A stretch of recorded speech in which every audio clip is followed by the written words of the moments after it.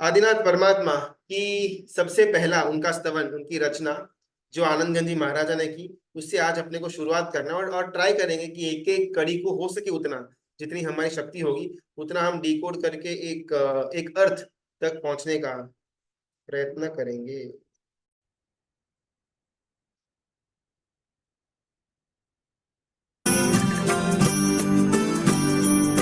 वृषभ जिनेश्वर प्रीतम माहरो रे और न चाहू रे कंत।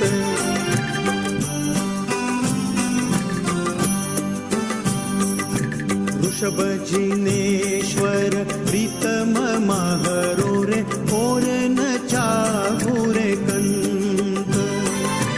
रिज्यो साहिब संग न परिहरे भांगे साधि अनंत। वृषभ जिनेश्वर।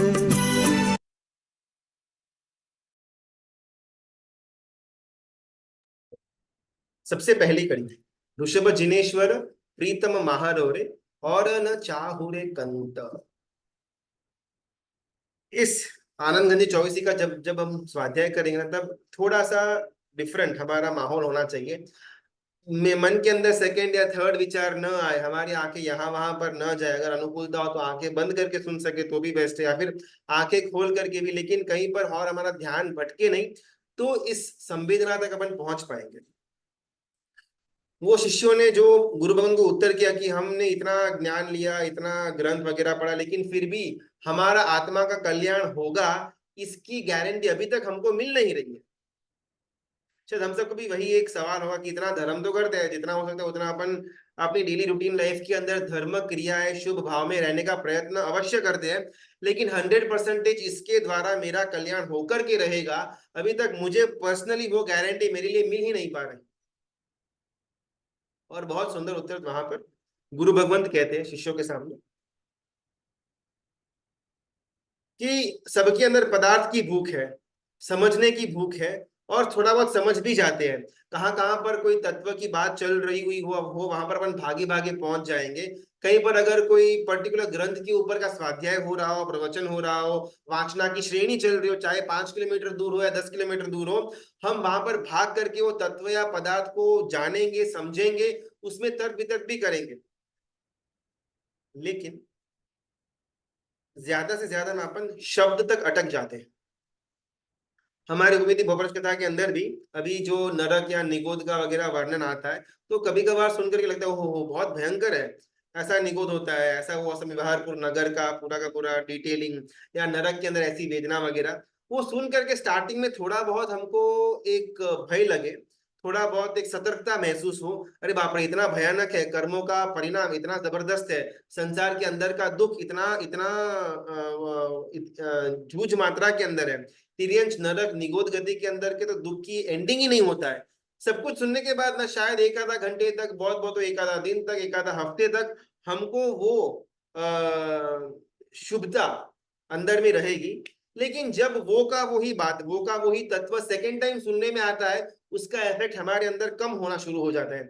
थर्ड टाइम सुनने में आता है, नो इफेक्ट एट ऑल। रात्रि भोजन करने से नरक के अंदर हमको जाना पड़ेगा, उसके अंदर अलग अलग दुखों को सहन करना पड़ेगा। ये इतनी बार सुन चुके हैं कि आज उसको सुनने के बाद हमारे अंदर किसी भी प्रकार का विचार या एक डर का भाव या एटलीस्ट शुभता के अंदर जाने का भाव प्रकट ही नहीं होता। इन सबके पीछे का बहुत सुंदर कारण गुरु भगवान बताते हैं कि हम ना हमेशा सिर्फ शब्दों तक अटक जाते हैं। शब्दों के अंदर उतनी ही ताकत है कि कुछ समय के लिए हमारे दिमाग के अंदर रहेगा, तो उसका आस्वाद, उसके द्वारा उसका जो अर्थ है, वो अर्थ का जो चिंतन है वो हम कर पाएंगे। जिस समय वो शब्द हमारे विचार से, हमारे मेमोरी से फेड हो गया, उसके लिए हमारे अंदर की जो संवेदना थी वो भी फेड आउट हो जाती है। हमको शब्द को नहीं, संवेदना को पकड़ना है। और वो गुरु भगवंत अपने शिष्यों को उत्तर देते कि अभी तक इतना शास्त्र का पाठ करने के बाद, इतना समझने के बाद, शास्त्र के अंदर पारगामी बनने के बाद भी अभी भी अगर वो खुद के लिए एक एक निश्चय नहीं हो पा रहा कि मेरा कल्याण होगा ही होगा, इन सबके पीछे अगर कोई प्रॉब्लम है तो वो है कि हमने कभी भी, यानी कि शिष्यों ने कभी भी उसको संवेदना से पकड़ने का प्रयत्न नहीं किया। कोई इंसान 25-30 सालों से हीरा बाजार के अंदर धंधा कर रहा है, नौकरी नहीं धंधा कर रहा है, खुद का हीरा लेने का बेचने का काम कर रहा है, और 25-30 साल के बाद भी उसके घर के अंदर 2 टाइम की रोटी का भी फाफा, रोटी का भी मुश्किल चल रही हुई हो, तो साधारण से कोई भी स्वजन उसको प्रश्न करेगा, तो 25 साल से तू कर क्या रहा था?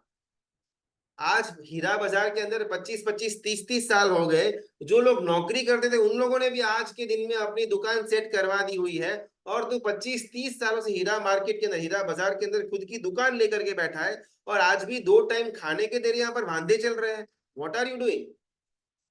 ये प्रश्न शायद हमको किसी और के लिए आ जाए, शायद हमको खुद के लिए भी आ जाए कि मैं कर क्या रहा हूँ, 40-50 साल से नौकरी कर रहा हूँ, किसी की सेवा कर रहा हूँ, लेकिन अभी भी मेरा कोई स्तर ही नहीं आया हुआ।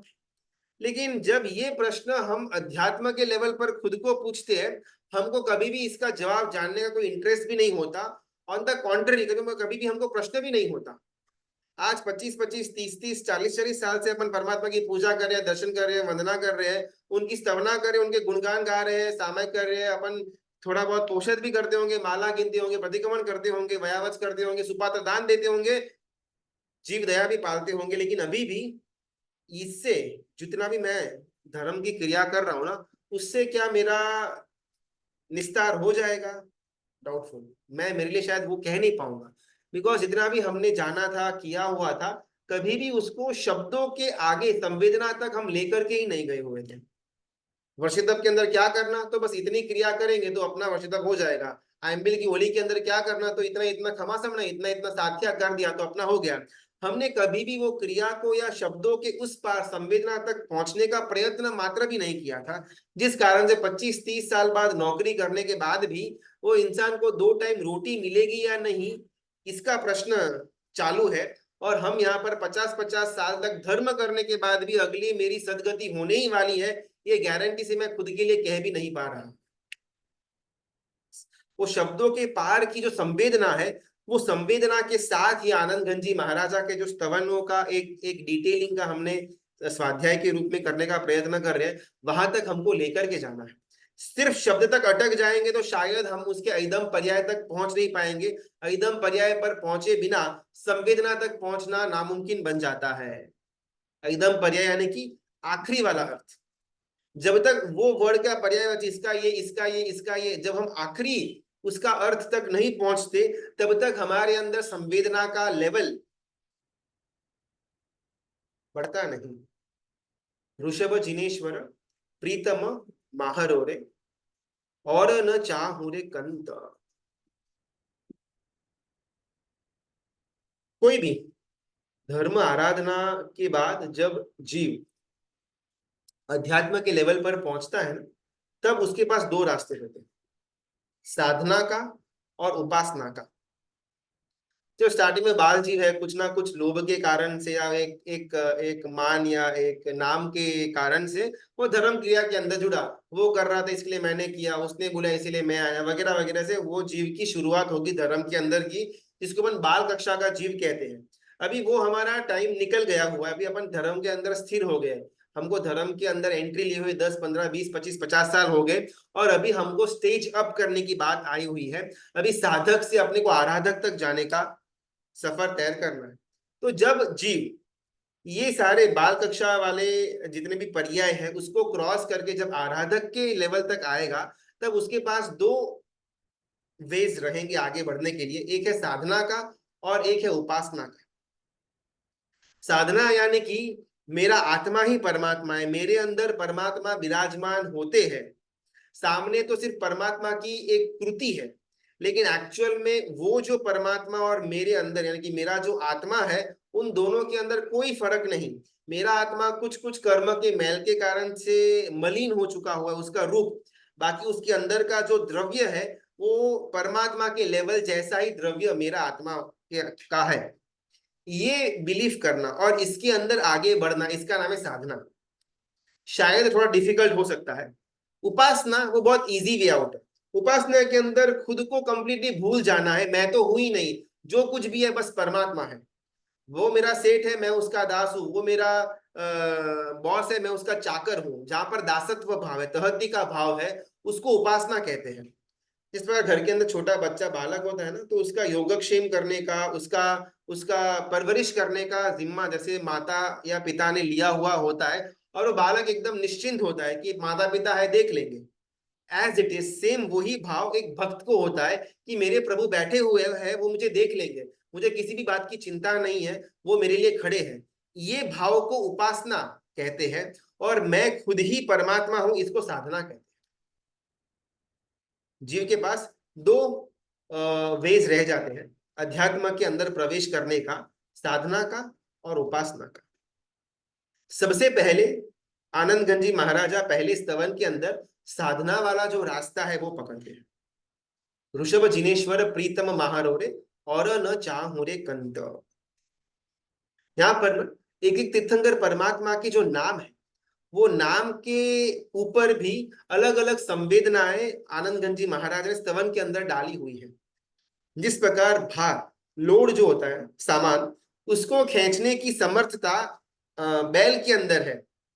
जितना भार बैल खींच पाता है उतना भार घोड़ा नहीं खींच पाता। घोड़ा भले तेज भागेगा, लेकिन अगर घोड़े के ऊपर बहुत ज्यादा लाद दिया तो घोड़ा खींच नहीं पाएगा। हाथी के ऊपर बहुत ज्यादा वजन डाल दिया तो हाथी बैठ जाएगा। लेकिन बैल एकमात्र ऐसा पशु, उस पर जितना भी अपन भार डालेंगे वो चलने का प्रयत्न करेगा, भले धीमे धीमे जाएगा, फास्टर नहीं जाएगा, लेकिन कभी भी बैल सामान का जो लोड, उसका जो वेट है, उससे चिंतित होकर के बैठेगा नहीं। सिमिलरली हमने यहाँ पर आनंद गंजी महाराजा ने यहाँ पर स्तवन के अंदर ऋषभ जो नाम रख, जो परमात्मा का नाम है, उसके ऊपर ये भाव लाने का प्रयत्न किया हुआ है कि मेरा जो वेट है, मेरे वेट को मोक्ष तक खींचने का काम ऋषभ कर सकता है। ऋषभ जिनेश्वर प्रीतम महारोरे और न चाहुरे कंत।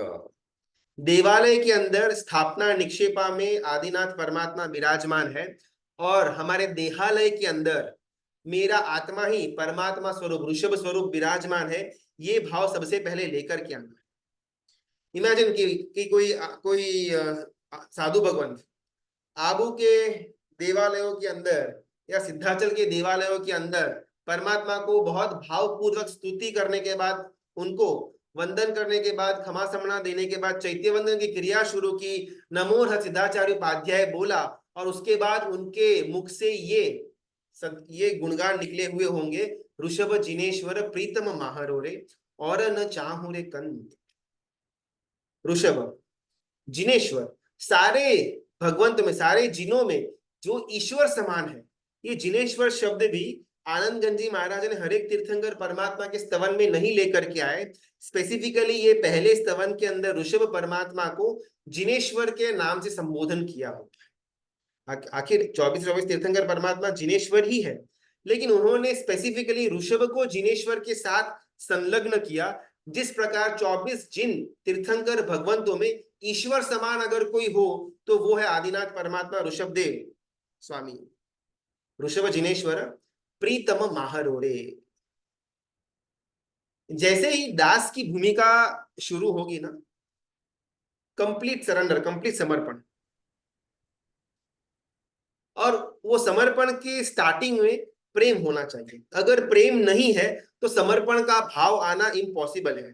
प्रेम नहीं है, प्रीति नहीं है, तो समर्पण तक नहीं पहुंच पाएंगे। अगर मुझे किसी भी व्यक्ति के ऊपर प्रेम या प्रीति थोड़ी भी कम होगी ना, तो मेरा समर्पण उस व्यक्ति के लिए कम हो जाएगा। अगर मुझे किसी भी व्यक्ति के लिए प्रेम भाव जबरदस्त होगा तो वो मुझे जो कुछ भी कहेगा मैं उसको करने को रेडी होऊंगा। जब बॉयफ्रेंड गर्लफ्रेंड वाला एक रिलेशन होता है ना, तो स्टार्टिंग में क्या होता है, वो टीनेजर या एक यंगस्टर का जब उसका पर्याय चालू होता है और नया नया एक प्रेम हुआ रहता है, कोई प्रेमिका उसको मिली हुई है, फिर प्रेमिका बोलेगी कि कल चॉकलेट लेकर के आना, कल अपने को 12 बजे मूवी देखने को जाना है, मेरे को कल शॉपिंग में लेकर के जाना। 99.9 आउट ऑफ 100 टाइम्स कभी भी वो बॉय, वो जो लड़का है, वो ना नहीं बोलेगा। हाँ चलेंगे चलेंगे, कल घूमने जाना, यस डन। बिकॉज वो जो लड़का है उसको, वो प्रेमिका के लिए जो प्रेम का स्तर है जबरदस्त है। तो प्रेमिका जो कुछ भी बोल रही है वो सब कुछ ये लड़का करने को तत्पर है, रेडी है, बस तू आदेश कर, कल मूवी डन, शॉपिंग डन, बाहर खाना है डन। ये लेवल तब आएगा जब वो लड़के को उसकी प्रेमिका के लिए प्रेम का स्तर सबसे हाई वाला होगा। सिमिलरली भक्त का हृदय उसके स्वामी के लिए वही लेवल का प्रेम स्टार्टिंग से लेकर के एंड तक होता है। ऋषभ जिनेश्वर प्रीतम, यहाँ पर प्रीतम का डायरेक्टली वर्ड होता है बॉयफ्रेंड। आप मेरे बॉयफ्रेंड हो, जैसा एक एक युवती अपने बॉयफ्रेंड के लिए पागल होती है, सिमिलरली मैं भी आपके लिए पागल हूं। प्रेम और प्रीति ये आंतरिक हमारा योग है, और बाहर व्यवहार के अंदर जो दिखाई दे उसको भक्ति योग कहेंगे। अगर मुझे अंदर प्रेम या प्रीति होगी, जो भीतरी चाहना है अगर वो होगी, तो बाहरी दार्शन्य रूप के अंदर भक्ति नजर में आएगी। परमात्मा का मंदिर दिखे, मेरा सिर झुक जाए, परमात्मा का एक ध्वजा दिखे और मेरे मुख से नमो जिनाणम निकल जाए, परमात्मा का जब मैंने आकृति देखी तब सहजता से मेरी आंखों से थोड़ी बहुत अश्रुओं की बूंद निकल जाए, और परमात्मा का स्पर्श करने की बारी आए तो मेरा अंग अंग रोमांचित हो उठे। ये कोई क्रिया का भाग नहीं है, ये एक भाव का भाव है। अंदर में अगर प्रीति होगी, प्रेम होगा, तो ये सब कुछ सहज बन जाएगा। किसी को बोलना नहीं पड़ेगा कि भाई परमात्मा को देख करके इतना नीचे झुकना, उनके एक एक अंग की स्पर्शना करने के टाइम ये भाव को जागृत करवाना, ये किसी को कहना नहीं पड़ेगा। जब कोई बॉयफ्रेंड या गर्लफ्रेंड स्टार्टिंग में रिलेशनशिप के अंदर जाते हैं ना, तो कोई किसी को क्लासेस नहीं देता है कि अगर गर्लफ्रेंड ऐसा बोले तो तेरे को हाँ ही बोलना, चाहे कुछ भी हो अपना अपना देख लेना। लेकिन गर्लफ्रेंड की एक भी बात के अंदर मना नहीं करना, किसी को भी वो आदमी को सिखाना नहीं पड़ता है। बाय डिफॉल्ट उसको मालूम है कि वो मेरी प्रेमिका है, तो वो जो बोले वो मैं करूंगा। सिमिलरली एक भक्त का जो हृदय है वो अपने स्वामी के लिए, वो अपने जिनेश्वर के लिए इतना जबरदस्त प्रीति के अंदर आया हुआ होता है कि उसके बाहरी व्यवहार के अंदर भक्ति छलक जाती है, छलकानी नहीं पड़ती। आज हमारा स्तर ऐसा है ना कि हमको कोई बोले कि भाई परमात्मा का है वो अगर अपन दर्शन करने के लिए या फिर पूजा करने के लिए जाए तो 10 तरीक होती है, निश्चित तरीक होती है, एक प्रदक्षिणा की तरीक होती है, एक दिशा की तरीक होती है, वगैरह वगैरह समझाना पड़े। लेकिन एक्चुअल में अगर अंदर में प्रेम होगा, प्रीति होगी, तो ये सब कुछ समझाने की जरूरत नहीं पड़ेगी, अपने आप ही हमारे से वो आचरण हो जाएगा। जब कभी भी इंद्र महाराजा होते हैं, जब तीर्थंकर परमात्मा का जन्म कल्याण खास करके होता है, तब उनका सिंहासन कंपायमान होता है। और जैसे सिंहासन कंपायमान हुआ, उनको मालूम पड़ा कि भाई तीर्थ, बिकॉज अवधि ज्ञान का उपयोग रखते हैं कि कौन से क्षेत्र में कौन से तीर्थंकर परमात्मा का जन्म हुआ है, जन्म कल्याणक हुआ है, तो उनका अंग एकदम से इतना रोमांचित हो उठता है कि हर एक इंद्र महाराजा, चाहे किसी भी देवलोक के हो या फिर अनंत समय पहले, अनंत समय के बाद कोई भी इंद्र महाराजा सबसे पहले अपने स्थान से उठ करके 7 कदम आगे चलेंगे और पूर्व की दिशा, जहां पर तीर्थंकर परमात्मा का जन्म जिस दिशा में हुआ है उसके सन्मुख नमोत्थुनम की स्तवना करेंगे। क्या जरूरत थी? इंद्र महाराजा है, शक्ति है, मालूम पड़ा कि अभी तीर्थंकर परमात्मा का जन्म हुआ है, ऑन द स्पॉट अपनी लब्धि का उपयोग किया और अगली स्प्लिट सेकेंड के अंदर वहां पर पहुंच गए। माता का जो कमरा था जहां पर परमात्मा ने मध्य रात्रि के अंदर जन्म लिया हुआ है, वो स्थान पर इंद्र महाराजा एक चुटकी भर के अंदर पहुंच सकते हैं।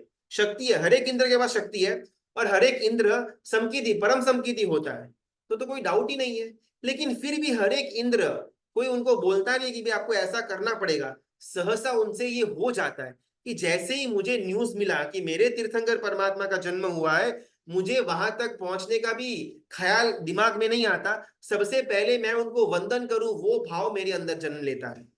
वो नमुत्थुनम की स्तवना करने के बाद फिर उनके स्थान को छोड़ करके परमात्मा जो माता के कमरे के अंदर उनके साथ वहां पर विराजमान है, वहां पर वो इंद्र महाराजा पहुंचते हैं। और फिर स्नात्र के अंदर की जो कड़िया वगैरह आती है, अलग अलग देव आकर के लेकर के जाते हैं, वो सब बाद में शुरू होता है। सबसे पहले इंद्र महाराजा अपने स्थान से उठ करके परमात्मा की वंदना करते हैं। इसको अपन भले उनका एक एक एक आचरण बोले, एक कर्तव्य बोले, एक क्रिया बोले, लेकिन ये क्रिया भाव से जन्मी हुई है, किसी ने उन पर थोपा हुआ नहीं है। सिमिलरली किसी भी क्रिया, हमारे मंदिर की हो या उपाश्रय के अंदर की हो या संसार के अंदर की भी भक्ति का जितना भी योग है, ये सारी की सारी क्रियाएं भाव से ऑटोमेटिकली जन्मनी चाहिए।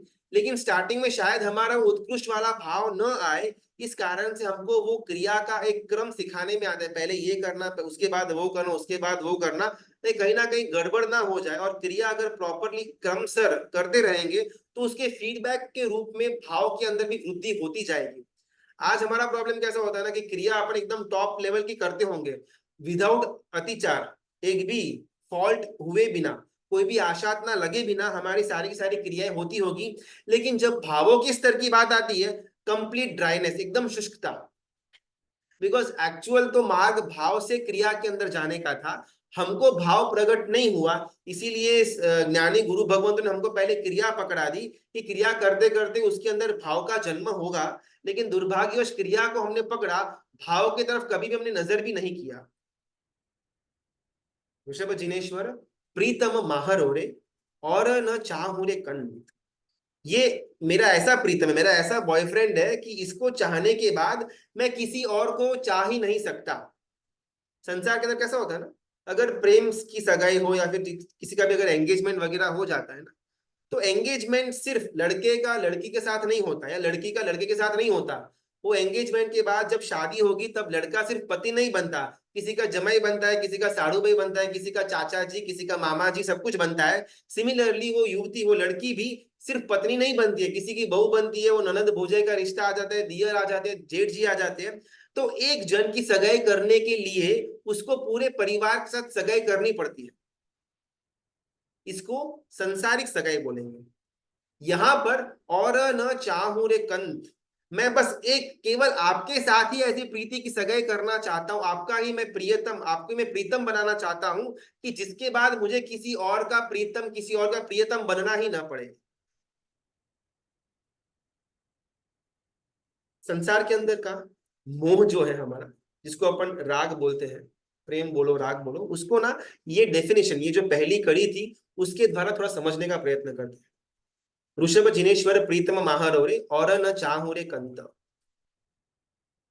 हमने ना आज तक संसार के अंदर किसी भी जीव के साथ प्रेम ही नहीं किया, किसी भी जीव के साथ राग भी नहीं किया। हमने सिर्फ और सिर्फ पुद्गल के साथ प्रेम किया, पुद्गल के साथ प्यार किया, पुद्गल के साथ राग किया। मुझे सामने वाला व्यक्ति पसंद नहीं है, लेकिन वो व्यक्ति जो शरीर को धारण कर रहा है वो शरीर मुझे पसंद है। मुझे सामने वाला का गुण पसंद नहीं है, उसके पास जो संपत्ति, जो श्रीमंत है, जो वैभव, जो नामना, जो सत्व, जो सत्ता पड़ी हुई है, वो मुझे पसंद है। हमने कभी भी किसी भी जीव के साथ राग तक नहीं किया, बिकॉज कभी भी हमने जीव को जीव के जैसा देखा ही नहीं है। हमेशा हमने उसके पुद्गलों को देखा हुआ है, शरीर को देखा, नाम को देखा, वैभव को देखा, रूप को देखा, उसके आजू बाजू जितने भी पुद्गलिक पदार्थ है, सिर्फ हमने उसी को देखा, उसी को प्रेम किया, उसी को चाहा, उसी को राग किया। संसार में जितने भी हमारे संबंध होंगे ना, एक बार इंडिविजुअली सोचने जैसा है कि आज तक हमने कितने संबंधों को, कितने व्यक्तियों को जीव की दृष्टि से प्रेम किया, जीव की दृष्टि से, चलो राग तो राग, एक बार राग भी किया, लेकिन क्या उस राग के अंदर भी जीव की दृष्टि थी या सिर्फ बाहरी पर्याय था? उसने मेरे लिए कुछ अच्छा किया, वो पर्याय था उसका, मुझे उसके लिए राग हो गया, प्रेम हो गया। उसने मेरे साथ कुछ बुरा किया, एक पर्याय था, पर्याय के अंदर हमको उसके साथ द्वेष हो गया, क्रोध हो गया। कभी भी हमने जीव को जीव के स्वरूप में देखा ही नहीं है। और न चाहूरे कंत, अभी अगर जीव को जीव के स्वरूप में देखा हुआ होगा तो कभी भी हमको पुद्गल के ऊपर प्रेम होता ही नहीं। हमको पुद्गल के ऊपर राग, पुद्गल के ऊपर प्रेम, पुद्गल की आसक्ति, पुद्गल के ऊपर विषय, विलास, कामना, इच्छा, ये सब कुछ क्यों हो रहा है? बिकॉज कभी भी हमने जीव को देखा ही नहीं। अगर एक बार जीव को देख लिया हुआ होता तो कभी भी पुद्गल की तरफ हमारी नजर जाती ही नहीं। पुद्गल हमेशा अविनाशी, हमेशा विनाशी होगा। पुद्गल का हमेशा के लिए नहीं रहेगा, उसके सड़न गलन, जैसे जैसे टाइम जाएगा वैसे वो विनाश की तरफ चला जाएगा। पुद्गल विनाशी है, जीव अविनाशी है। जीव का न तो कोई शुरुआत थी, न ही कोई अंत था। जीव हमेशा के लिए ऐसा ही था और ऐसा ही रहने वाला है। उसके ऊपर पौद्गलिक जो कार्बन वर्गणाएं वगैरह है, सिर्फ वही चेंज होती रहेगी। जीव कभी भी चेंज होने वाला है ही नहीं, चाहे निगोद का जीव हो या सिद्ध का जीव हो, दोनों का जीव सेम टू सेम है। उसके ऊपर पौद्गलिक वर्गणाएं जो आई हुई है, बस उसी के अंदर फर्क है। हमने बहुत बहुत तो वो कर्म तक हमारी दृष्टि जाती होगी, बेचारे का भारी कर्म चल रहा है इसीलिए उसको ये सब दुख झेलने पड़ रहे हैं। लेकिन कभी भी हमने वो कार्बन वर्गणाओं के पार जीव तत्व तक जाने का प्रयास ही नहीं किया। अभी यहाँ पर प्रीतम महान और चाहुरे कंत, ये जो है ना, अभी एक बार हमने पुद्गलों को थोड़ा साइड में करके जीव को जीव की तरह देखा हुआ होता तो चाहे वो निगोद हो, चाहे वो एक इंद्रिय का हो, तिर्यंच का हो, मनुष्य का हो, कुत्ता हो, बिल्ली हो, देव हो या सिद्ध परमात्मा हो, अरिहंत परमात्मा हो, हर एक के अंदर हमको एक जैसा स्वरूप दिखता। तो यहाँ पर और न चाहूं रे कंद का मतलब ये नहीं कि सिर्फ मैं आपको ही चाहता हूं और किसी को नहीं, बिल्कुल भी नहीं। मैं सिर्फ जीव यानी कि आपका जो शुद्ध द्रव्यात्मा है बस उसी को चाहता हूं, और वो द्रव्यात्मा हर एक जीव का है। लेकिन मैंने हमेशा जीवों को नहीं, लेकिन उनके पर्यायों को, उनके पौद्गलिक रचनाओं को देखा हुआ है, जिस कारण से कभी भी मैं जीव को जीव की तरह महसूस नहीं कर पाया। हमारा जो मोह है ना, अगर हमारा मोह स्प्रेड आउट हो जाए उसको प्रेम कहा जाएगा। अगर हमारा मोह संकुचित हो जाए उसको राग कहा जाएगा। मुझे सिर्फ मेरे परिवार को अच्छा रखना है, मुझे सिर्फ मेरी पत्नी को खुश रखना है, मुझे सिर्फ मेरे बच्चे को खुश रखना है, मुझे सिर्फ मेरे धंधे के अंदर संपत्ति को बढ़ाना है। जहां जहां पर मोह संकुचित हो जाता है उसको राग कहा जाता है। जहां जहां पर मोह व्यापकता यानी कि एकदम वाइड स्प्रेड बन जाता है, सभी जीव करो शासन रसी, हर एक जीव को मुझे मोक्ष में लेकर के जाने का है, जब हमारा मोह व्यापक बन जाता है उसको प्रेम कहा जाता है। कई का सवाल हो सकता है कि भाई हमको प्रेम वगैरह भी एक एक संबंध हो जाता है, एक राग का एक एक दूसरा ही नाम प्रेम अपन मानते हैं जनरली, तो उसके अंदर कैसे अपन गिर सकते हैं। यहाँ पर प्रीतम बनाने की बात हुई है, तो हम तो यहाँ पर परमात्मा से एक राग के तंतु से जुड़े हुए हैं। और लाइन के आखिर में आता भी है, और न चाहूं रे कंत, मैं सिर्फ तुझको ही चाहता हूँ और किसी को नहीं चाहता। तो एक एंगल से तो हमारा ये जो प्रेम था वो संकुचित हो गया था, तो वो हमारा प्रेम या मोह जो था वो राग के अंदर परिवर्तित हो गया। लेकिन जैसे अपन थोड़ा और एकदम पर्याय तक जाएंगे, हमने भले ऋषभ जिनेश्वर के ऊपर और न चाहूं रे कंत बोला हुआ है, लेकिन जैसा उनका द्रव्यार्थिक आत्म तत्व है वैसा ही द्रव्यार्थिक आत्म तत्व हर एक जीव का है। जैसा प्रेम मुझे ऋषभ जिनेश्वर के लिए है, ऐसा ही प्रेम मुझे हर एक जीव के लिए क्यों नहीं हो सकता। चींटी के अंदर, मच्छर के अंदर, मक्खी के अंदर, बासी पानी के अंदर उत्पन्न हो रहे परपोटे के लिए, कच्चे पानी के अंदर घूम रहे जीवों के लिए, वायु के अंदर उड़ रहे जीवों के लिए भी अगर मुझे यही संवेदना शुरू हो जाए तो मेरा सर्ववीरति का धर्म अभी का अभी चालू हो जाएगा। और न चाहूं रे कंत, ऋषभ जिनेश्वर प्रीतम महारोरे, एक एक कड़ी के अंदर, एक एक लाइन के अंदर इतना भरपूर तत्व आनंद घन जी महाराजा ने ठूस ठूस कर रखा हुआ है कि अगर साधारण से अपन इनको, इनके स्तवनों को बोले भी ना परमात्मा के सामने, और थोड़ा बहुत भी हमारे पास समझने की कैपेसिटी हो, तो शायद घंटों के घंटों परमात्मा के सामने निकल जाए, लेकिन हमारा एक स्तवन पूरा ना हो। ये लेवल के स्तवनों की रचना आनंद घन जी महाराजा ने करी हुई है। ऋषभ जिनेश्वर प्रीतम महारोरे और न चाहो रे कंत। एक बार अपन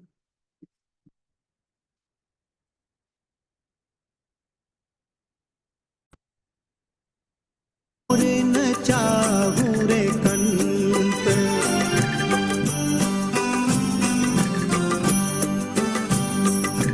ऋषभ जिनेश्वर प्रीतम महारो रे, और न चाहूं रे कंत। रिज्यो साहिब संग न परिहरे, भांगे साधि अनंत। ऋषभ जी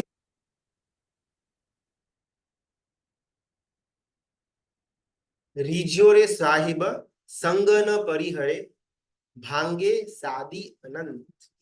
आज एक रिक्वेस्ट है, अपन ना सिर्फ पहली कड़ी को शायद आज पूरा कर पाएंगे, लेकिन एक बार हमारा स्वाध्याय पूरा हो जाने के बाद ये जो कड़ी है, अगर पुस्तक में से पढ़ पाए तो भी ठीक है, यूट्यूब में बहुत सारे स्तवनों की लिंक मिल जाती है, बस सिर्फ ये कड़ी को एक बार शांत चित्त से सुन करके देखना, और जितना भी हमने स्वाध्याय के माध्यम से डिकोड करने का प्रयत्न किया हुआ है उसके विचार मन में सतत आते रहे, और वो कड़ी हमारे सुनने में आए, और फिर अंदर में जो परिवर्तन आए उसको नोट करना। पहले हमको शायद कड़ी के अंदर के पर्यायों के बारे में, अर्थ के बारे में मालूम नहीं होगा, अभी शायद थोड़ा थोड़ा मालूम पड़ना शुरू हुआ, और ये मालूम पड़ने के बाद जब वही कड़ी हम वापस सुनेंगे तब अंतर में जो संवेदना, अनुभूति, एक चाहना, एक प्रीत, एक प्रेम जागृत होगा, उसको एक नोट करने जैसा है। रिझो रे साहिब संग न परिहरे, भांगे सादी अनंत। रीजियो यानी कि खुश होना या किसी को प्रसन्न करना, इसको अपन रीझ बोलते हैं, रीझना। हमने संसार के अंदर सबको रीझा, हमने संसार के अंदर पति को रीझा, पत्नी को रीझा, पुत्र को, पुत्री को, भाई को, बहन को, माता पिता, जितना भी हमारा एक्सटेंडेड फैमिली है, मित्र है, परिवार है, हमारा बिजनेस है, धन है, सबको रीझने का हमने प्रयत्न किया। हमारे बॉस है, क्लाइंट है, बस सब मुझसे खुश होने चाहिए सदा के लिए, सुबह से लेकर रात तक, 7 दिन, 30 दिन, महीने के 12-12 महीने, साल के, और पूरा का पूरा हमारा जीवन के अंदर जितने भी साल आएंगे, हर एक समय मुझसे लोग खुश होने चाहिए, ये हमारा विचार रहता है कि घर के अंदर लोग मुझसे खुश होने चाहिए, लोग लोग मेरे लिए अच्छा बोले तो बेटर है, धंधे के अंदर लोग मुझसे खुश होने चाहिए, पैसा मुझसे खुश होगा तो मेरे पास आएगा, क्लाइंट खुश होगा तो ऑर्डर देगा, बॉस खुश होगा तो मुझे सैलरी का हाइक देगा, और पत्नी खुश होगी तो मेरी व्यवस्था, मेरा एक सेवा करेगी, पति खुश है तो मुझे पैसे देते रहेंगे, मेरी शॉपिंग वगैरह चलती रहेगी, अगर मेरा पुत्र खुश है तो आगे जाकर के मेरी बुढ़ापे की लकड़ी बन पाएगा, अगर पुत्री खुश है तो जीवन के अंदर सुख दे पाएगी। हमको हमेशा किसी ना किसी संसार के कोई ना कोई पात्र, व्यक्ति या वस्तु को खुश करने की लालसा बहुत होती है। लेकिन यहाँ पर आनंदगंज जी महाराज पूछते कि ये सब कुछ करने के बाद पाया क्या? आपने पत्नी को खुश किया, पति को खुश किया, पुत्र को खुश किया, बॉस को खुश किया, क्लाइंट को खुश किया, पैसे को खुश किया, बहुत बहुत तो कब तक? जीवन के अंतिम समय तक वो साथ में आएंगे एट द बेस्ट। मैंने अनंत भवों के अंदर अनंत शादियां की, अनंत सगाई की, अनंत पति के रिश्ते निभाए, अनंत पत्नी के रिश्ते निभाए, लेकिन हर एक रिश्ते के एंड में सिर्फ और सिर्फ दुर्गति को प्राप्त किया हुआ है। मैंने ऐसे अनंत पत्नियां अलग अलग भवों के अंदर करी कि जिसमें से बहुत सारी पत्नियों ने खाने के अंदर जहर मिला करके मुझे मार दिया, रात को सोया हुआ था तब मेरा शिरोच्छेद करके मुझे मृत्यु के घाट उतार दिया, मुझे फांसी पर लटका दिया, जिंदा जला दिया। ऐसी अनेक पत्नियां मेरी हुई, ऐसे अनेक पति मेरे हुए जिन्होंने मुझे सिर्फ और सिर्फ दुख देने का काम किया हुआ है, जिसने मेरा शोषण किया हुआ है, जिसने मेरे गुणों का घात करने का प्रयत्न किया। ऐसे अनंत पति मेरे हुए हैं। ऐसी अनंत पत्नियां भी मेरी हुई है जिन्होंने मेरी सेवा के अंदर पूरा जीवन निकाल दिया हुआ है, जीवन के अंतिम समय तक भी मेरी सेवा करी हुई है। मेरे मरने के बाद मेरी पत्नी मेरी चिता के ऊपर जिंदा जल गई हुई, सती बन चुकी हुई हो, ऐसे भी अनंत भव एज अ पति मेरे हुए हैं।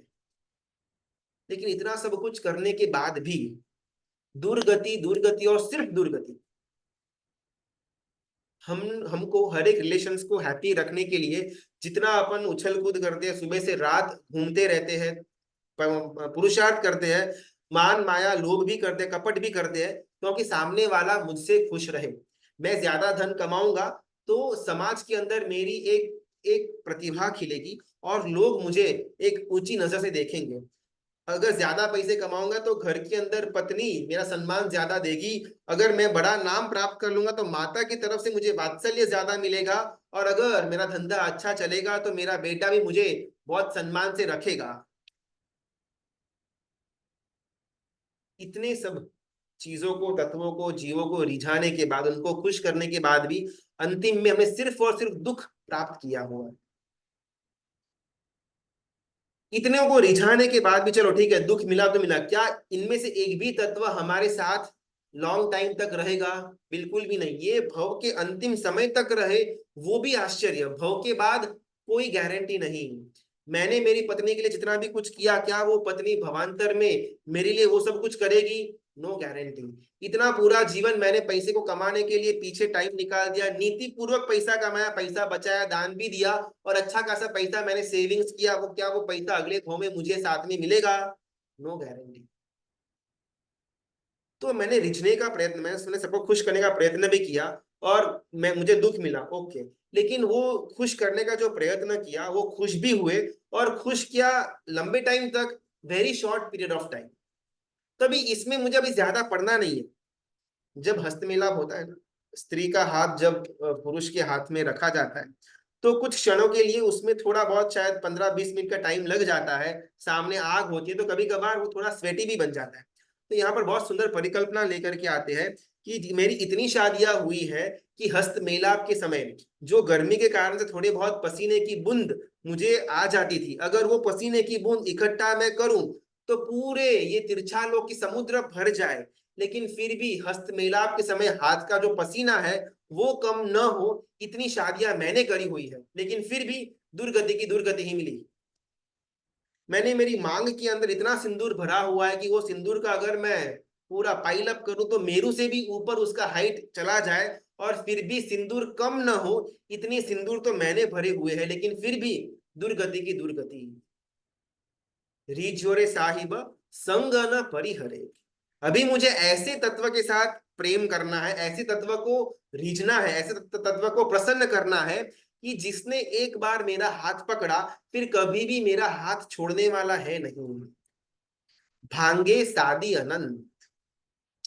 भांगे यानी कि जैसे चार भांगे होते हैं काल के अंदर के, अनादि अनंत, अनादि शांत, आदि अनंत, और सॉरी सादी अनंत और सादी शांत, चार भांगे आते हैं। अनादि अनादि, अनंत शांत, सादी सादी और अनंत और शांत।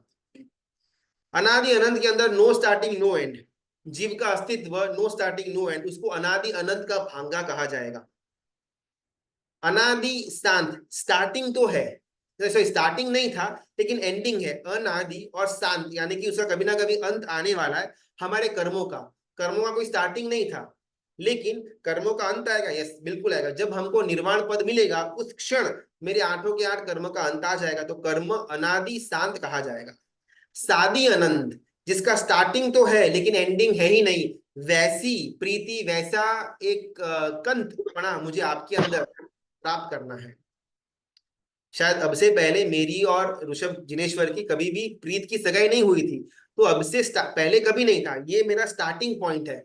लेकिन एक बार जो मेरी प्रीत की सगाई हो गई, फिर ये स्टार्टिंग ऐसा स्टार्ट होगा, ऐसा शुरू होगा कि कभी भी अंत होने वाला है नहीं, इसको शादी अनंत कहा जाएगा। बाकी संसार के हर एक रिश्ते, हर एक तत्व, हर एक पुद्गल की रचना सिर्फ और सिर्फ शादी शांत है, उसका स्टार्टिंग भी है, उसका एंड भी है। मेरी शादी हुई तब मेरी पत्नी के साथ मेरे रिश्ते की शुरुआत हुई, मेरी मृत्यु के टाइम तक एट द मैक्स उसका अंत आ ही जाएगा। मेरे पैसों का जब मैंने कमाना शुरू किया तब से उसका स्टार्टिंग हुआ, शादी हुआ, और जब तक मैं मरूंगा उसके बाद उस समय उसका अंत आ जाएगा। तो संसार की हर एक वस्तु, हर एक पुद्गल के साथ जो हम रीझने की प्रयत्न करते हैं, वो हर एक प्रयत्न सिर्फ और सिर्फ शादी शांत वाले भांगे के अंदर जाएगा। केवल ऋषभ जिनेश्वर के साथ जो मैं प्रीत की सगाई करने का प्रयत्न कर रहा हूं, वो प्रीत की सगाई शादी अनंत तक लेकर के जाएगी। तो रीझ होनी पड़ी तो अब बनने नहीं आवे। कुछ बोलना है तो बोल सकते हैं। अगर कुछ प्रश्न नहीं है तो म्यूट पर रहेंगे तो बेटर होगा, अगर कुछ प्रश्न पूछा तो खुद के अपने आप को अनम्यूट कर सकते हैं। ऋषभ भैया जिनेश्वर, भैया शादी आसान के लिए कौन सा एग्जाम्पल बोला? हाँ, चार भांगे हमने देखे, अनादि अनंत, अनादि शांत, शादी अनंत, शादी शांत। संसार की जितनी भी घटनाएं हैं, हमारी इस भव की जितनी भी घटनाएं, हर एक घटना शादी शांत है, स्टार्टिंग भी है एंडिंग भी है। जन्म था, स्टार्टिंग हुआ, मृत्यु एंड हो गया, फिनिश। पढ़ाई के अंदर स्टार्टिंग हुआ, एंड हो गया, फिनिश। शादी के अंदर स्टार्टिंग हुआ, मरने के टाइम एंड हो गया, फिनिश। पैसों के साथ का संबंध का स्टार्टिंग हुआ, एंड हो गया, फिनिश। तो संसार के जितने भी संबंध है वो हर एक संबंध शादी शांत है, स्टार्टिंग भी है एंडिंग भी है। केवल एकमात्र ये परमात्मा के साथ जो प्रीत की सगाई है, ये एकमात्र ऐसी सगाई है जिसका स्टार्टिंग तो है लेकिन नेवर एंडिंग है। अभी मैंने प्रीत की सगाई कर ली, अभी मैं निश्चिंत हूं कि भवो भव तक, जब तक मैं मोक्ष तक नहीं पहुंचता, और मोक्ष में पहुंचने के बाद भी ये प्रीत की सगाई का कोई अंत होने वाला है ही नहीं। केवल एकमात्र ऋषभ जिनेश्वर ये प्रीत की सगाई देने की काबिलियत रखते हैं। बाकी संसार के अंदर और किसी भी तत्व के साथ किसी तत्व के पास ये शादी अनंत नाम की सगाई देने का सामर्थ्य नहीं। हम चाहे कितने बड़े चक्रवर्ती भी क्यों ना हो जाए, 64,000 रानियां भी क्यों ना हो जाए, लेकिन उसमें से एक भी रानी हमारे साथ भवांतर में नहीं आने वाली। उस भव के अंतिम तक ही वो सारी की सारी रानियों के साथ मेरी सगाई है। जैसे ही मेरा भव पूरा हुआ, मृत्यु हुआ, सारी की सारी सगाई का अंत आ गया, शांत हो गई। परमात्मा के साथ की हुई सगाई शादी अनंत। ऋषभ जिनेश्वर प्रीतम महारोरे और न चाहुरे कंत।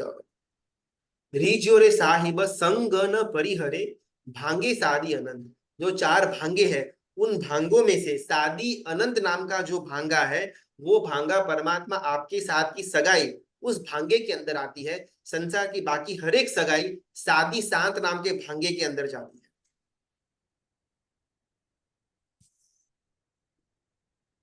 प्रीत सगाई रे जगमा सहु करे रे, प्रीत सगाई न कोई, प्रीत सगाई रे निरुपाधिक कही, सोपाधिक धनक होय। सेकंड कड़ी को आज शुरुआत में ले लेते हैं। जिनेश्वर वृषभ जिनेश्वर प्रीतम महरो रे और न चाहू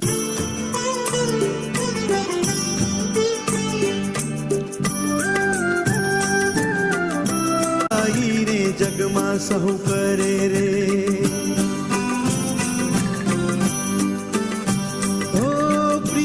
सगाई रे जगमा सहु करे रे, प्रीत सगाई न कोय, प्रीत सगाई न कोय, प्रीत सगाई रे, प्रीत सगाई रे, निरुपाधिक कही रे, सोपाधिक धन खोय।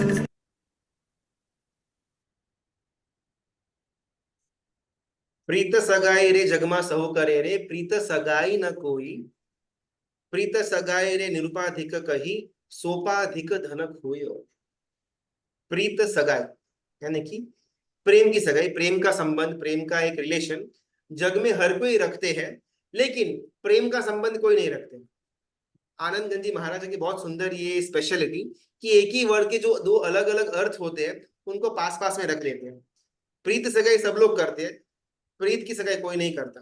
आखिर प्रीत सगाई वर्ड तो एक ही हुआ, तो उसका आंसर भी एक ही आएगा, लेकिन दो लाइनों के अंदर का उसका जो भावार्थ है उसमें कंप्लीट ऑपोजिट है। जो हम संसार के अंदर जो लव करते हैं, प्रेम या एक सगाई जो होती है, चाहे वो पत्नी के साथ की हो, पैसों का, पुत्र का, कोई भी हो, हर एक सगाई को प्रीत की सगाई अपन मानते हैं। जहां पर प्रेम वहां पर प्रीत की सगाई।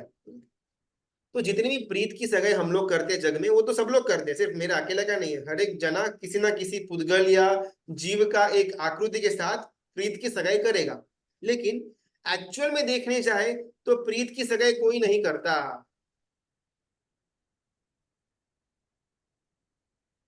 एक्चुअल में जो प्रेम की सगाई है ना, एक्चुअल में जो जीव के लिए प्रेम होगा वो कोई भी संसार के अंदर करता नहीं। कैसे? संसार के अंदर की भी प्रीति जो अपन प्रेम बोलते हैं, उसमें आकर्षण है, आसक्ति है, राग से भरा हुआ है, या पूर्व भवों के ऋणानुबंध के द्वारा वो संबंध बना हुआ है। इस कारण से उसके अंदर राग या द्वेष आता रहता है। और मृत्यु उन दो तत्वों को अलग किए बिना रहता नहीं है। लेकिन एक्चुअली तो प्रीत सगाई कैसी होनी चाहिए कि जिस सगाई के कारण, जिस रिलेशन के कारण मेरा आत्मा विकस्वर हो, मेरे आत्मा को सुख मिले, मेरा आत्मा शाश्वत पद के ऊपर विराजमान हो जाए, उसको मैं लव कहूंगा ना। जिस सगाई के कारण से मुझे दुर्गति के अंदर जाना पड़े तो वो प्रीत प्रीत नहीं कही जाएगी। अगर मेरा प्रेम किसी को दुख देता हो तो मैं, मेरा जो भाव है उसको प्रेम नहीं कह पाऊंगा। मैं कुत्ते को बहुत प्रेम करता हूँ, फॉर एग्जाम्पल मेरा पालतू कुत्ता है तो उसको मैं बहुत प्रेम करता हूँ, तो लेकिन मेरा प्रेम इतना जबरदस्त है उसके लिए कि मैं कभी भी उसको बाहर नहीं जाने देता, चेन से बांधे हुए रखता हूँ कि कहीं भाग गया तो, कहीं छूट गया तो, और हमेशा बस मेरे घर के अंदर चेन से बंधा हुआ होता है वो कुत्ता, जिस कारण से वो कुत्ते को दुख होता है, लेकिन मुझे उस कुत्ते के लिए प्रेम बहुत है।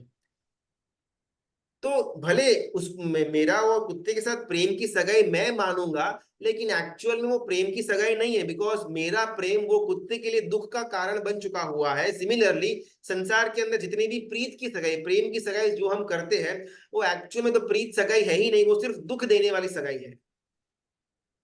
प्रीत सगाई रे जगमा सहु करे रे, और आगे कोई करता ही नहीं प्रीत की सगाई।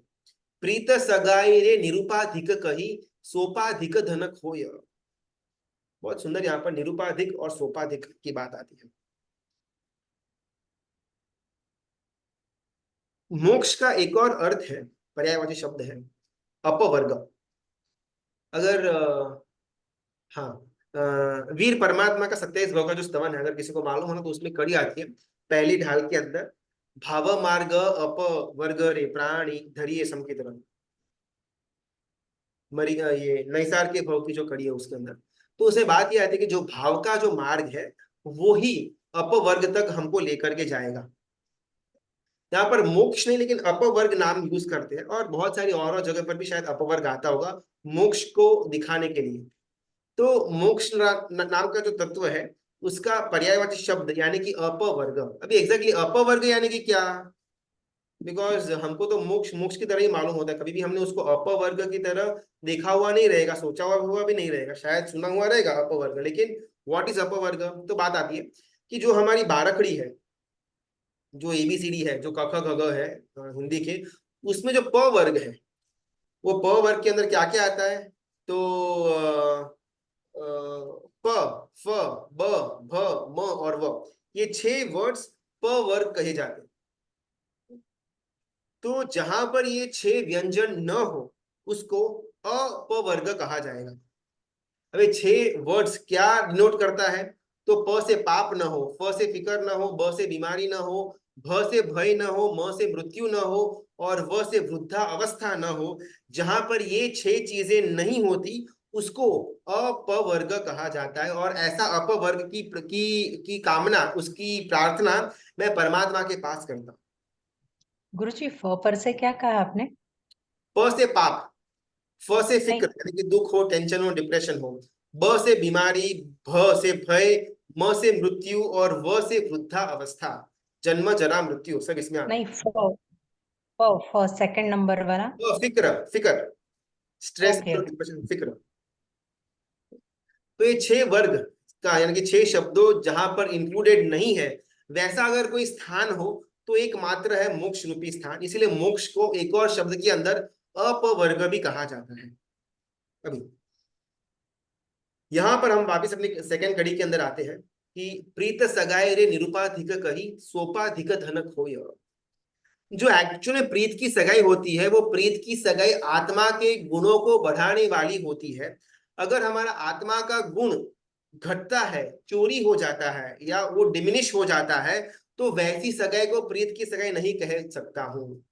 प्रीत सगाई रे निरुपाधिक कही, निरुपाधिक शब्द का मतलब आत्मा का जो गुण है, जो रूपीपना से दूर, जो निरूपीपना वाला गुण है, वो गुण को अधिक से अधिक, निरूपाधिक कहे, जो उसको अधिक से अधिक यानी कि आत्मा के गुणों को अधिक से अधिक प्रकटीकरण करवाने का जो काम करे उसको निरूपाधिक सगाई कहा जाएगा। लेकिन संसार के अंदर की एक भी सगाई निरूपाधिक सगाई कहीं नहीं गई हुई है। ऑन द कॉन्ट्ररी, संसार के अंदर की हर एक प्रीत की, सो कॉल्ड प्रीत की सगाई हमारा आत्मा का धन होती रहती है। जैसे हमने पहले एग्जांपल के अंदर देखा कि अगर सगाई शादी होती है तो शादी सिर्फ दो दो जीवों के बीच में नहीं, लेकिन 2 फैमिलीज और उनके अलग अलग जितने भी एक्सटेंडेड फैमिली है उनके साथ भी सगाई हो जाती है। तभी इतना बड़ा व्यापक परिवार, उनके साथ इतना ज्यादा रिलेशन, उनके साथ इतना ज्यादा उठना बैठना, राग द्वेष की बातें, विकथा वगैरह, तो ये सब कुछ करने के द्वारा मेरा आत्मा का जो गुण है वो गुण को मैं खो रहा हूं। सोपाधिक धन खोय। अगर ऐसी कोई सगाई हो कि जिसके अंदर आत्मा का गुण ही ह्रास प्राप्त करता हो, आत्मा का गुण ही कम या चोरी हो जाता हो, तो वैसी सगाई क्या काम की। मुझे ऐसी सगाई चाहिए कि जहां पर निरुपाधिक गुण, आत्मा का जो स्व का गुण है वो गुण का वृद्धिकरण हो। अभी ऐसा क्यों, सगाई अलग चैप्टर है, आत्मा का गुण अलग चैप्टर है। कोई सगाई करने के द्वारा मेरा आत्मा का गुण बढ़े ऐसी इच्छा क्यों रखते हैं। बहुत सुंदर बात यहाँ पर गुरु भगवान समझाते हैं। किसी भी जीव या पुद्गल के साथ हमारा संपर्क होता है, चाहना होती है, या एक व्यवहार चालू होता है, उसके साथ हमारी सगाई हो गई, मतलब उसके लेवल तरतमता अलग अलग आएगी, लेकिन भले मुझे पैसों के साथ चाहना कामना हो गई, उसके साथ मेरी सगाई हो गई। मुझे पति के साथ, पत्नी के साथ प्रेम हो गया, उसकी चाहना आकर्षण हो गया, उसके साथ मेरी सगाई हो गई। धंधे के साथ हो, नाम के साथ हो, शरीर के साथ हो, वैभव के साथ हो, ये हर एक चीजों के साथ जो मैं अपने आप को जोड़ता हूँ व्यवहार के द्वारा, तो उसको मैं सगाई नाम का अंदर लेकर के जाता हूँ। जब जब ये सारे की सारी वस्तुएं मेरे साथ जब संपर्क में आती है, व्यवहार करती है, तब मेरे आत्मा का गुण खो रहा है, मैं मेरे आत्मा के गुणों को लूज आउट कर रहा हूं, जिस कारण से ये सगाई दुखदाई बन जाती है। कैसे? तो पानी का स्वभाव होता है बहना। तो पानी को अगर टिका करके, अगर एक ही जगह पर बंद करके रखते हैं तो पानी सड़ जाता है। लेकिन वही पानी सालों साल अगर बहता रहता है तो कभी भी पानी सड़ता नहीं, बिकॉज बहना वो पानी का स्वभाव है। जब कभी भी जीव अपने स्वभाव के अंदर रहेगा, वो जीव सुख अनुभव करेगा।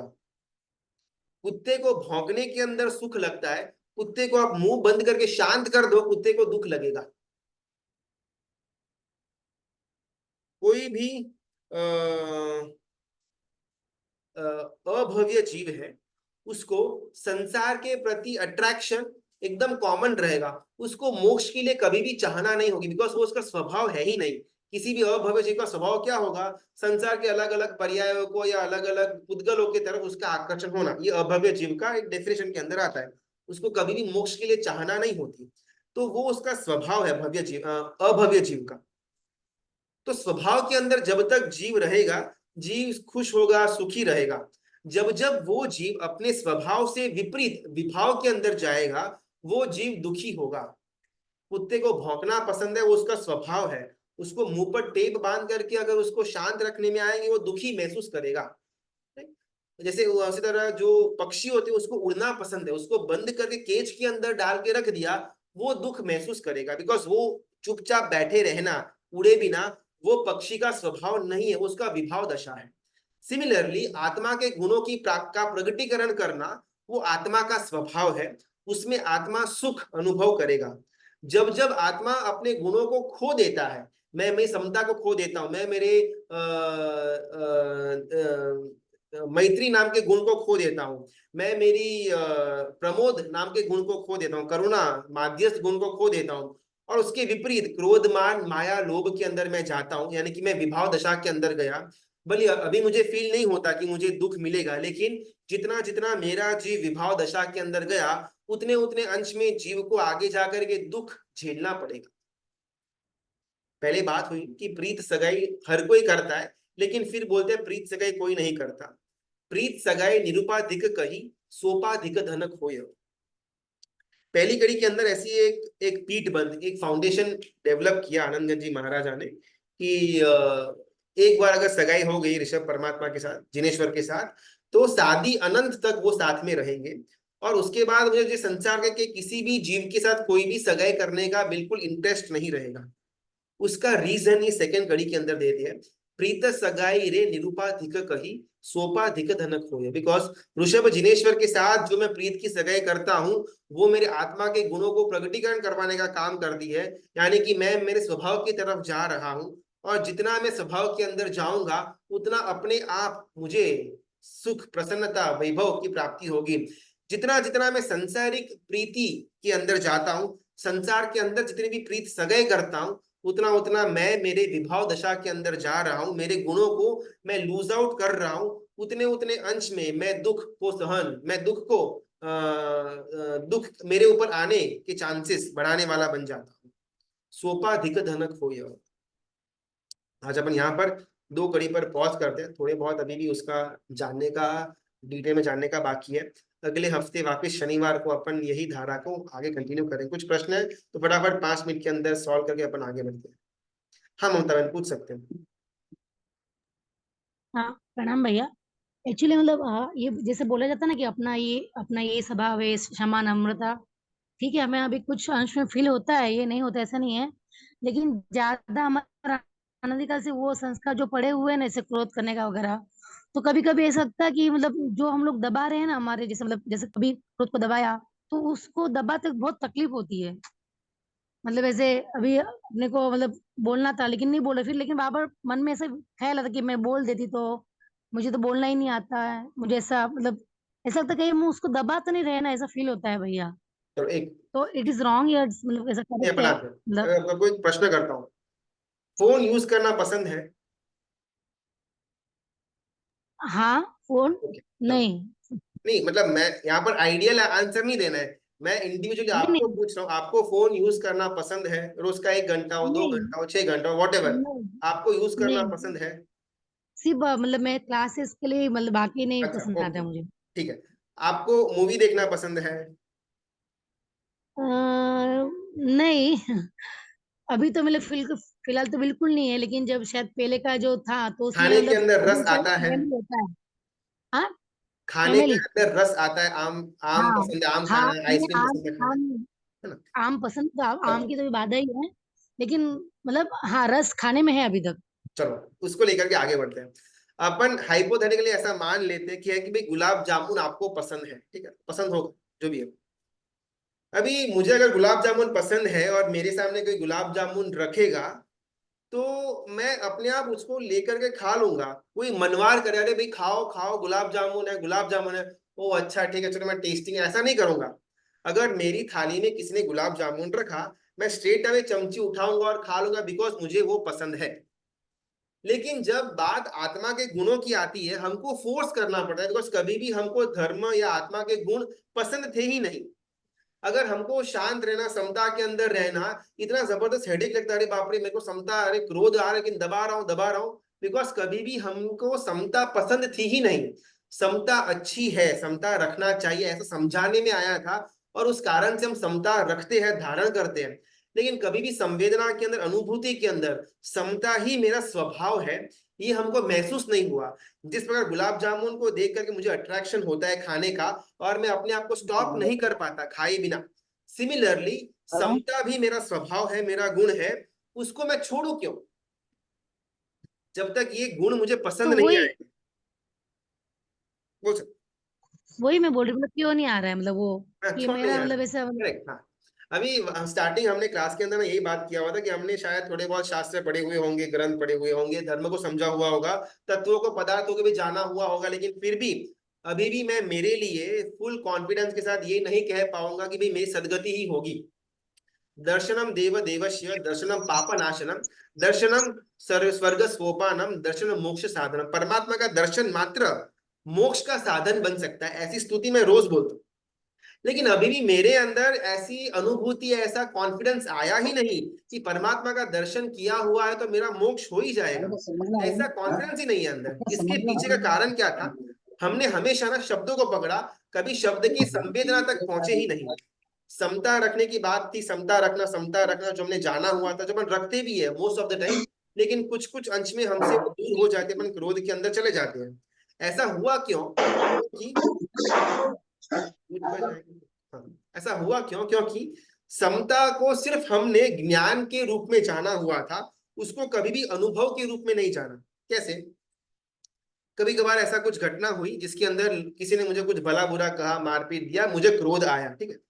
अभी अगर उस समय मैंने जबरदस्ती क्रोध को दबा करके समता रखी हुई होगी, शायद कुछ समय के लिए मुझे उसका थोड़ा बहुत एक एक इतना शुभ भाव न आए, अरे यार बोल देना चाहिए था, मैं बोल देता तो अच्छा होता, लेकिन हमने उसमें समता रखी, कैसे भी करें। अभी over a period of time क्या होगा ना, हमको वो घटना से वो इंफॉर्मेशन लेना है कि अच्छा किया कि उस टाइम समता रखी थी।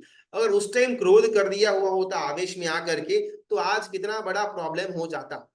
अभी ये घटना से हमने क्या सीखा कि समता इज वेरी एसेंशियल। समता को छोड़ दूंगा तो शायद उस छोटे पीरियड ऑफ टाइम के लिए मुझे अच्छा लगे, लेकिन over longer period of time मैं वापस उसमें खेद ही जन्माऊंगा। तो एक घटना से जब हमने संवेदा, तब जब सेकेंड टाइम सेम की सेम घटना आएगी मेरे साथ, जब मुझे वापस क्रोध करने का मन हो जाएगा, तब ऑटोमेटिकली मुझे इतना ज्यादा पुरुषार्थ नहीं करना पड़ेगा अपने क्रोध को दबाने के लिए, बिकॉज मेरे पास प्रीवियस एक्सपीरियंस है कि समता रखी थी तो आगे काम अच्छा हुआ, तो अभी समता रखते हैं काम अच्छा होगा। हम ना कभी भी शब्दों से या घटना से संवेदना नहीं लेते, सिर्फ वो घटना को ऊपर ही ज्ञान के स्तर पर देख करके छोड़ देते हैं। जब तक हम घटना के भीतर में नहीं जाते, संवेदना शब्दों के भीतर में नहीं जाते, तब तक वो संवेदना प्रगटेगी नहीं। तो अगर हमारा ऐसा है कि किसी ने हमको चिल्लाया वगैरह, हमको, हमने उस समय में क्रोध किया तो नहीं, बोला तो नहीं, लेकिन हमारे कषाय को दबा करके रखा, एक बार किया, 2 बार किया, 3 बार किया, लेकिन गोइंग फॉरवर्ड हमारा ऐसा एक मान्यता, ऐसा एक विचार आ जाना चाहिए कि भाई दबाना तो करेक्ट है ही, लेकिन इसमें इतना कष्ट क्यों हो रहा है? इतनी बार, 2-3 बार मैंने अपने क्रोध को दबाया और उसका आउटकम अच्छा ही निकला हुआ है, तो अभी सहजता से मैं दबाना शुरू कर दूं क्रोध को, तो ऑटोमेटिकली आउटकम अच्छा ही आएगा, तो सहज बन जाएगा। ये सहजता हमारे अंदर आनी चाहिए स्टार्टिंग में। ठीक है, चलो 2 4 6 8 10 15 20 25 50 बार हमको हमारे कषाय को दबाना पड़े, समता जबरदस्ती रखनी पड़े, लेकिन एक समय आएगा, इस भव के अंदर की बात हो रही, भवांतर की नहीं, इसी भव के अंदर, हमारे यही आयुष्य के अंदर एक समय ऐसा हमको लाना पड़ेगा जहां पर दबाना अनिवार्य न बन जाए, समता सहज बन जाए। हम पाप जी या जी दुर्गति जी। हम पाप या दुर्गति के डर से जो धर्म कर रहे हैं तो ये गलत है क्या? बिल्कुल भी नहीं। देखो, नहीं, धर्म वो की अभी नहीं, वो शुरुआत, स्तर नहीं, वो स्तर नहीं है अभी, वो स्तर तो नहीं है कि दुर्गति खुशी तो होती है, मतलब जो भी है खुशी मिल रही है, मतलब ये तो फिर मतलब बाद में विरोधाभासी होती हो है गया। कि अगर हाँ। गुलाब जामुन खाने से खुशी हो रही है तो सेकेंड टाइम गुलाब जामुन आएगा तो मैं क्यों नहीं लूंगा? अगर मैं सेकेंड टाइम गुलाब जामुन नहीं ले रहा, दैट मीन्स कि फर्स्ट टाइम के अंदर मजा नहीं आया था। सेकेंड टाइम मैं समता जबरदस्ती रख रहा हूं, दैट मीन्स कि फर्स्ट टाइम समता जो रखी हुई थी उसे मजा नहीं आया। ओके, वो आएगा, ठीक है, बढ़िया। अभी का अभी शायद नहीं आएगा, लेकिन अगर अपन जब ग्रंथों ये के सब अंदर जो संवेदना बहुत हाइयर हो हो रहा है, जाएगी, एटलीस्ट ये हमारे सब जो हो संसार रहा के है अंदर तो की घटनाओं के अंदर भी अपन संवेदना लेना चालू कर देना, तो भी ये स्तर आ जाएगा। बोल सकते हैं। जी जी, बहुत बहुत धन्यवाद भाई, ठीक है, हम पाप या परफेक्ट। दुर्गति हम पाप या दुर्गति के डर से जो धर्म कर रहे हैं ना, हाँ वो गलत है या क्या? धर्म की शुरुआत साम दाम दंड भेद सब कुछ चलेगा। धर्म की शुरुआत लोभ से हो चलेगा, धर्म की शुरुआत माया से हो चलेगा, धर्म की शुरुआत ओग संज्ञा लोक संज्ञा से हो, आहार संज्ञा से हो, या फिर मोह संज्ञा से हो, सब कुछ चलेगा। धर्म की शुरुआत में everything is okay, point one. लेकिन अगर हम कोई ऐसे आड़े टेढ़े रास्ते से धर्म के अंदर आए हुए हैं, फिर जीवन भर तक वो आड़ा टेढ़ा रास्ता ही पकड़ करके रखना, वो प्रॉब्लमेटिक है। पाठशाला के अंदर पहले 2 रुपया मुझे मिलता था एक गाथा करने के लिए, तो उसकी लालच से मैं पाठशाला के अंदर जाता था। 5 साल पढ़ा, 10 साल पढ़ा, 12 12 15 15 साल पाठशाला में पढ़ने के बाद भी अभी भी अगर मेरा आकर्षण वो 2 का जो 20 रुपया बन चुका हुआ है, अगर वो 20 रुपया मेरा आकर्षण है तो गलत है। स्टार्टिंग में 2 रुपए का आकर्षण एकदम परफेक्ट था, बेस्ट था, होना चाहिए था, लेकिन 15 साल बाद भी वो 20 रुपए के आकर्षण के कारण से ही मैं पाठशाला जाता हूं, तो बिल्कुल गलत है। सिमिलरली मुझे निगोद का नरक का वर्णन सुनने के बाद थोड़ा बहुत भय जागृत हुआ और मैं धर्म के अंदर स्थिर हुआ, पाप के कार्य मेरे कम हो गए, उत्तम है। लेकिन आगे जाकर के यही मेरा स्वभाव है, ये मुझे फील होना चाहिए, और ये स्वभाव के कारण से मैं आगे बढ़ रहा हूं, ऐसी एक संवेदना अनुभव मेरा होना चाहिए। अगर जीवन के अंतिम श्वास तक भी होय होय निगोद नहीं, हाय हाय नरक नहीं चाहिए इसीलिए मैं धर्म कर रहा हूं, तो ये गलत कहलाएगा। बिकॉज हम परमात्मा को नमो जिनाणम जिय भयानम बोलते हैं। मैं ऐसे परमात्मा की वंदना करता हूं जिन्होंने भय के ऊपर विजय प्राप्त किया हुआ है। अभी ऐसे परमात्मा की वंदना स्तवना करने के बाद अभी भी अगर मैं भय के अंदर रहूं, तो कभी भी मेरी परमात्मा को की हुई वंदना बराबर थी ही नहीं।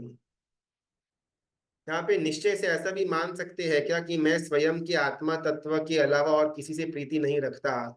सबसे पहले साधना के अंदर ना क्या आएगा, मैं आत्मा में ही परमात्मा हूं, सामने मैं किसी की पूजा कर रहा हूं, जो आत्मा जो शुद्ध शुद्ध चिदानंद आत्मा स्वरूप है, वो और कोई नहीं, वो मैं ही हूँ। सामने पार्श्वनाथ परमात्मा नहीं बैठे, सामने मैं ही बैठा हुआ हूँ। मेरे अंदर का आत्मा और पार्श्वनाथ परमात्मा दोनों इक्वल टू सेम, कोई फर्क नहीं है। ये भूमिका आएगी। जब ये भूमिका आएगी ना, तब धीमे धीमे ये भूमिका आगे बढ़ेगी। अगर मैं इज इक्वल टू पार्श्वनाथ परमात्मा है, तो मेरे बाजू वाला में जो पूजा कर रहा है वो भी तो इक्वल टू परमात्मा कहलाएगा। मेरे घर के अंदर के सदस्य भी तो इक्वल टू परमात्मा कहलाएंगे। अरे मेरे घर के अंदर घूम रही चींटी भी तो परमात्मा कहलाएगी, फिर उसकी आशात्मा उसकी हिंसा मैं कैसे कर सकता हूँ? सर्ववीरती जो थी ना, उसके जितने भी आयाम है, पंच महाव्रत की पालनी हो या अष्टवचन माता वगैरह हो, ये संवेदना इस संवेदना से निकले हुए हैं कि मेरी आत्मा ही परमात्मा है, हर एक की आत्मा परमात्मा है। अगर ये संवेदना हमारे अंदर आ जाएगी, फिर चाहे इरिया समिति हो, भाषा समिति हो, एषणा समिति, आदान बंटन निक्षेपणा समिति हो, या पारिष्टापनिका समिति हो, या पंच महाव्रत हो, ये एकदम लॉजिकल लगते हैं। मुझे उस जीव को दुख नहीं देना है, क्योंकि जितना मैं आदर परमात्मा का करता हूँ वही आत्मा तत्व इस चींटी के पास भी है, वही आत्मा तत्व इस मच्छर के पास भी है, और वही आत्मा तत्व मेरे परिवार के हर एक सदस्य काम वाली के अंदर भी वही आत्मा तत्व पड़ा हुआ है। ये स्तर आना चाहिए। अगर सिर्फ मेरा आत्मा परमात्मा, मेरा आत्मा परमात्मा, तो अपन स्वार्थी हो जाएंगे। फिर किसी को भी दुख देने से, किसी को भी अपन गौण करने से कोई फर्क नहीं पड़ेगा। आई एम परमात्मा, तो बाकी सब क्या है। तो शायद स्टार्टिंग में फर्स्ट स्टेप में हमको लगे कि भाई मेरा आत्मा परमात्मा, लेकिन इमीडिएटली सेकंड स्टेप के अंदर ये भी रियलाइज होना चाहिए भाई सबकी आत्मा परमात्मा है। अभव्य जीव की आत्मा भी परमात्मा है, लेकिन दुर्भाग्यवश कभी भी वो अपने परमात्मा स्वरूप को बाहर निकाल नहीं पाएगा। बस फर्क इतना है। बाकी अभव्य जीव भी परमात्मा है, निगुद का जीव भी परमात्मा है, और मैं भी परमात्मा ही हूँ। ये स्टेप 2 के अंदर आना चाहिए। अकेला स्टेप 1 के अंदर रह जाएंगे तो स्वार्थीपना आ जाएगा। कंत, कंत बहुत सुंदर है। यहाँ पर कंत का मतलब होता है साथी या कपल या हस्बैंड वाइफ जो बोलते हैं ना उसको, लेकिन पति पति भैया, कंत यानी पति होता है। हाँ पति पति मतलब जो रिश्ता वो कपल बोलते हैं उसको कंत बोलते हैं। लेकिन स्पेसिफिकली ना यहाँ पर कंत रखा, और कुछ रख सकते थे कोई इजियर शब्द, कंत ही क्यों। अब अपनी स्टार्टिंग में वही बात हुई थी कि आनंद घन जी महाराजा का जितना भी अपन उनके एक एक वर्ड के डिटेल्स के अंदर जाएंगे ना, उतना उतना उसके अंदर से तत्व बाहर निकल करके आएंगे। और न चाहूं रे कंत, यहाँ पर कंत के बदले वो साथीदार रख सकते थे, या कुछ और भी जो उसके पर्याय, जो इजी शब्द है लौकिक भाषा के अंदर जो ज्यादा आते हैं वैसे शब्दों को रखा हुआ होता तो क्या होता। लेकिन ये ना भक्ति का सूचक है। ये पूरा का पूरा जितनी भी स्तवन की श्रृंखला है वो एक भक्त की उसके भगवान के लिए एक तहती वाला भाव, दास वाला भाव जन्माता है हर एक स्तवन। तो अभी उसके लिए कंत कि भले स्वामी यूज नहीं किया, बिकॉज कंत जो क वाचक है, क से शुरुआत होती है, तो यहां पर कर्ता पने का मैं त्याग करता हूं। कभी भी भक्त के जीवन के अंदर ना मैं करता हूं ऐसा होगा ही नहीं, मेरे द्वारा परमात्मा ये करवा रहे हैं। आज मैंने तप किया नहीं, परमात्मा ने मुझे शक्ति दी तो मैंने तप किया। आज आपने इतने पैसे कमाए नहीं, मैंने नहीं कमाए, परमात्मा ने मुझे शक्ति दी तो मैं इतने कमा पाया। जहां पर मैं का बिल्कुल स्वरूप रही नहीं, कर्तापना जीरो हो जाए, उसको सही भक्त कहा जाएगा। नहीं नहीं ये तो मैंने किया। भाई संसार का कोई काम हो या धर्म के क्षेत्र का कोई काम हो, अगर मुझे लगे कि भी ये तो मैंने किया हुआ है, तो वहां पर ये स्वामी और दास ब्रेक हो जाता है।